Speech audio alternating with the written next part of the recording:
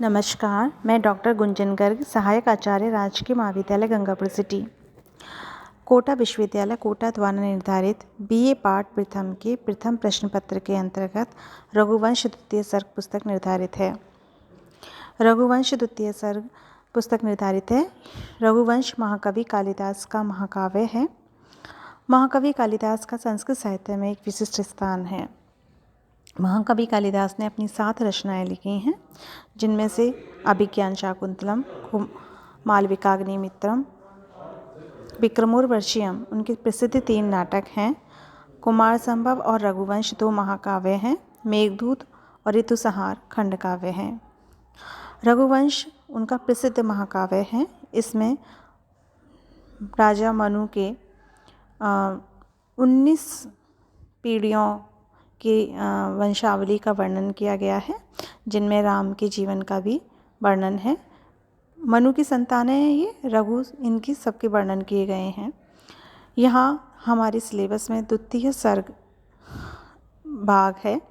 दूसरे सर्ग में हम ये पढ़ेंगे कि राजा दिलीप जो हैं वो निसंतान हैं और वो अपनी पत्नी सुदक्षिणा के साथ महर्षि वशिष्ठ के आश्रम में आकर रह रहे हैं और वहाँ नंदिनी गाय की सेवा करते हैं।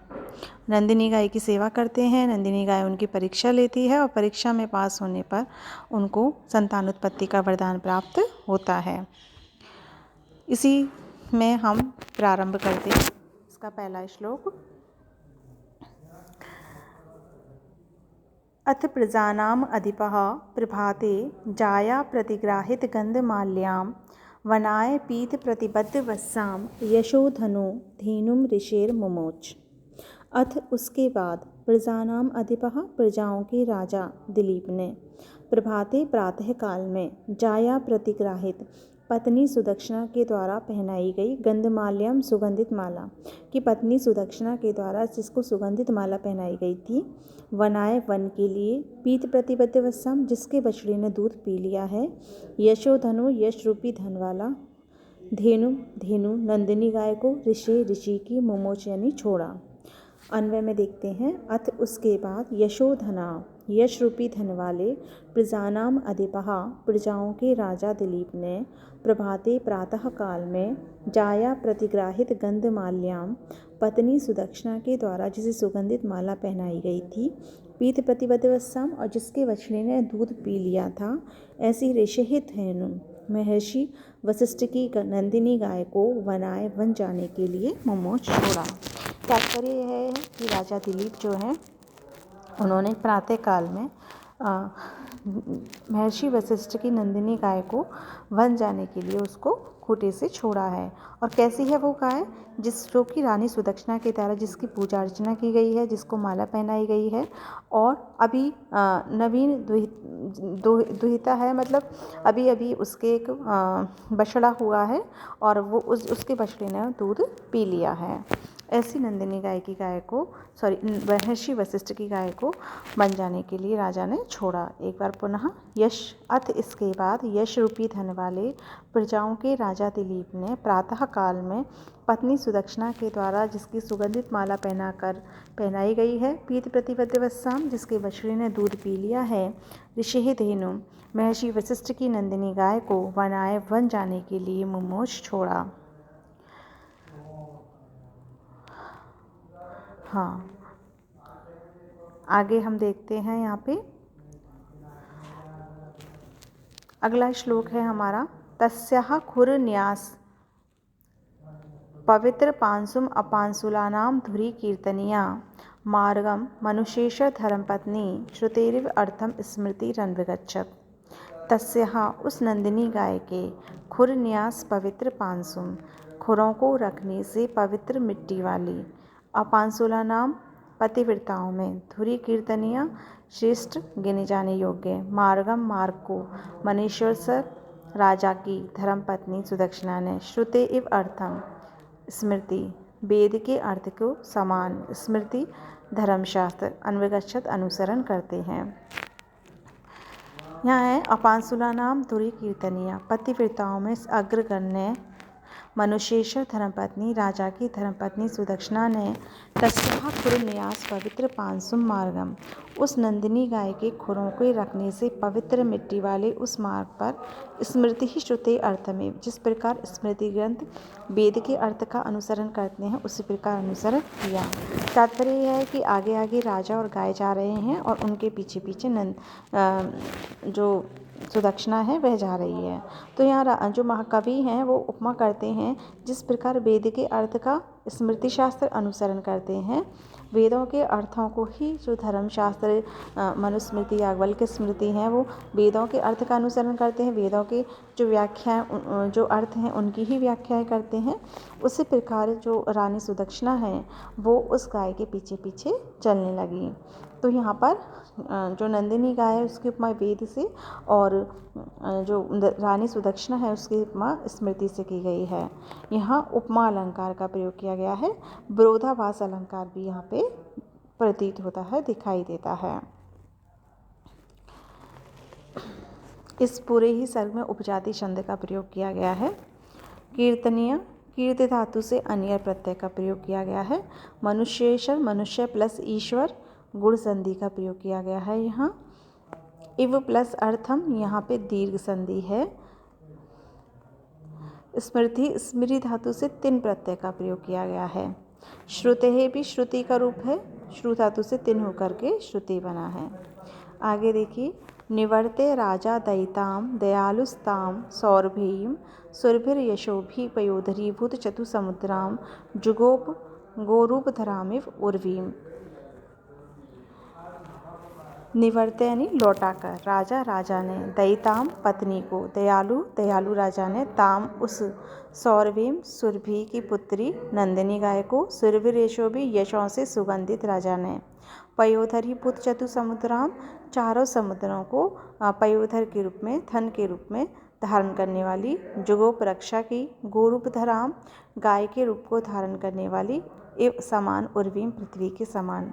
दयालु यशोभी सुरभि राजा, दयालु यश से सुगंधित राजा ने, ताम दयिताम निवर्ते उस अपनी पत्नी को लौटाकर, पयोधरी भूत चतु समुद्राम चारों समुद्रों को स्तन के रूप में धारण करने वाली, सुरभि की पुत्री नंदिनी गाय को गाय के रूप को धारण करने वाली पृथ्वी के समान रक्षा की।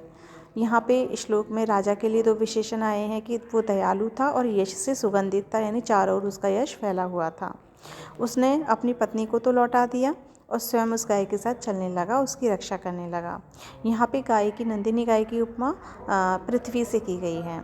जैसे गाय है, गाय के चार थन होते हैं, उसी प्रकार मानो चारों समुद्रों से घिरी हुई जो पृथ्वी है उसने गाय का रूप धारण कर लिया है और राजा उसकी रक्षा कर रहा है। पृथ्वी की रक्षा करना, धरा की रक्षा करना एक राजा का कर्तव्य होता है। ऐसे ही यहाँ पे मानो पृथ्वी जो है वो गाय के रूप को धारण किए हुए है और राजा उसकी रक्षा कर रहा है। यहाँ भी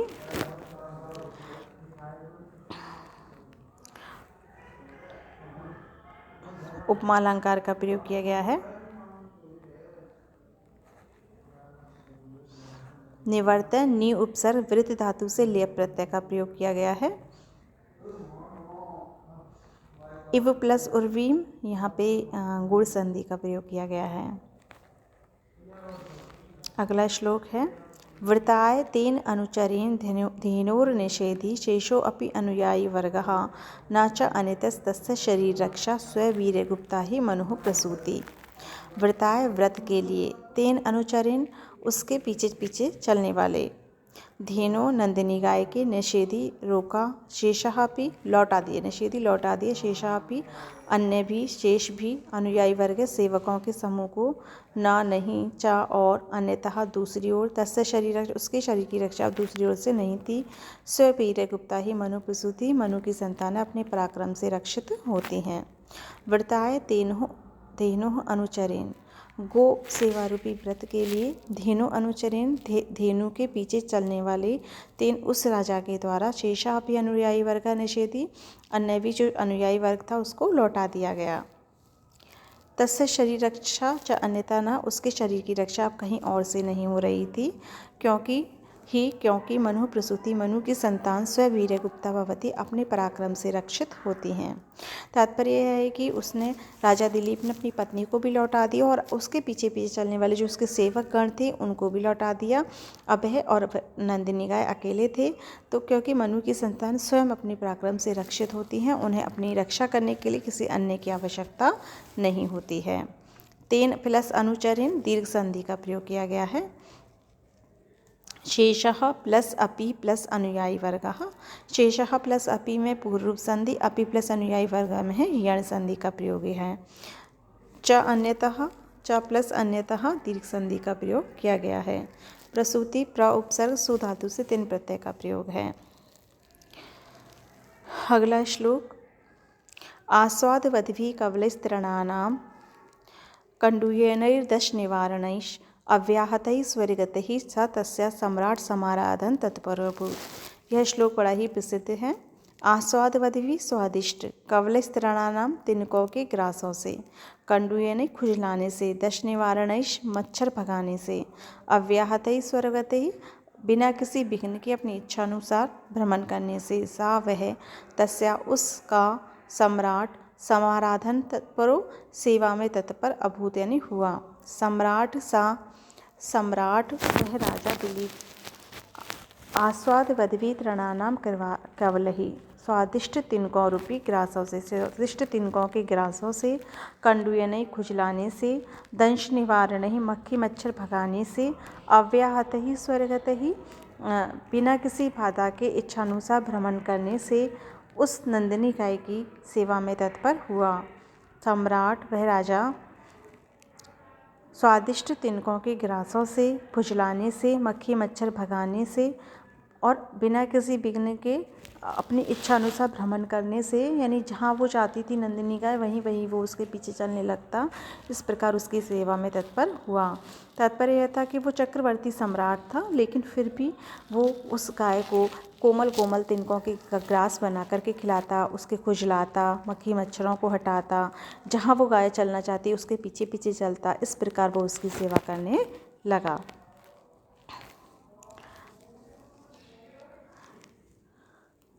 यहाँ एक अनुप्रास तो है ही है, लेकिन स्वभावोक्ति अलंकार भी हम यहाँ मान सकते हैं। हाँ, आज की कक्षा में हम इतना ही पढ़ेंगे। धन्यवाद।